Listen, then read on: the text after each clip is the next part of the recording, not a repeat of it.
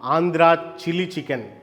మొదట boneless chicken, కొద్దిగా ఉప్పు, కొంచెం పసుపు, కొంచెం మిరప్పొడి, కొంచెం vinegar, acid based ingredient add చేయడం వల్ల దీన్ని ఒక 10-15 నిమిషాలు పక్కన పెట్టేద్దాం.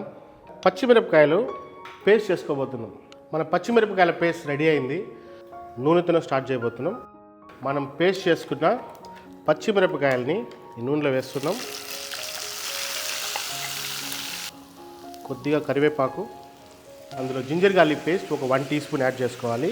మనం ఇందాక మ్యారినేట్ చేసి పెట్టుకున్న చికెన్ని ఈ పేస్ట్కి యాడ్ చేసుకోండి. కొంచెం నీళ్లు, డార్క్ సోయా, కొంచెం వెనిగర్, ఇప్పుడు టేస్ట్కి సరిపడా ఉప్పు, ఒక 1 టేబుల్ స్పూన్ కార్న్ఫ్లవర్కి ఒక 1.5 టేబుల్ స్పూన్ లేకపోతే 2 టేబుల్ స్పూన్ వాటర్ వేసుకొని మిక్స్ చేసుకొని అందులో కొద్దిగా మన చికెన్ ఇప్పుడు రెడీ అయిపోయింది ఆల్మోస్ట్. కొద్దిగా కొత్తిమీర వేసుకొని మనం ఇందులో నెయ్యి, మన ఆంధ్ర చిల్లీ చికెన్ రెడీ అయింది.